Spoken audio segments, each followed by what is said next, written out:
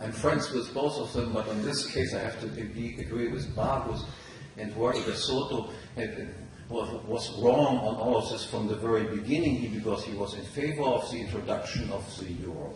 He did not realize what the purpose of the introduction of the euro was. The introduction of the euro, the purpose of it was to weaken the German mark. The German mark was considered to be the main competitive currency against the US dollar.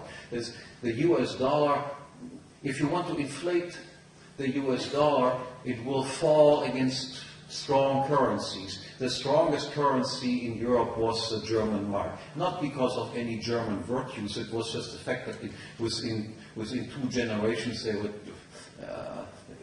was a hyperinflation and the currency reform introduced. So the German public was just extremely sensitive towards the issue of inflation. And the German Bundesbank had to take account of this public opinion in Germany. And since Germany is a strong economic country but politically extremely weak, because as you know, Germany is of course responsible for all the evil that ever happened in history, the propaganda that is distributed around the world. We are guilty for everything and we have to pay until the end of the day.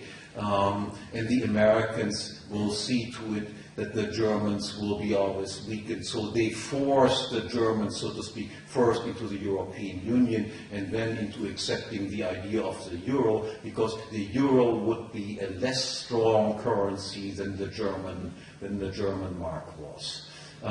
And the idea that I think that Walter de Soto thought, yes, a more widely used money has certain advantages over a money that is the national money.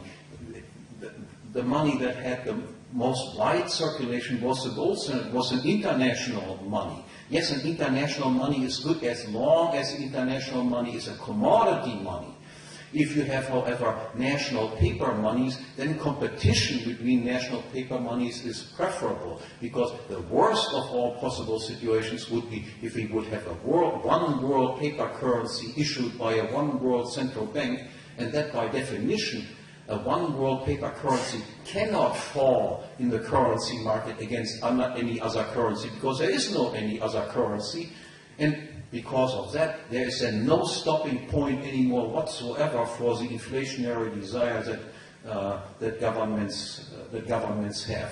So it was a conspiracy against the German mark, using this eternal German guilt that is heaped upon us to eliminate the strongest competitor against the US dollar and substituting the euro for it, and knowing full well that then you have members from Greece and Spain and so forth sitting on the same board, and of course they would just weaken the euro more quickly than it would have been possible to weaken the German mark.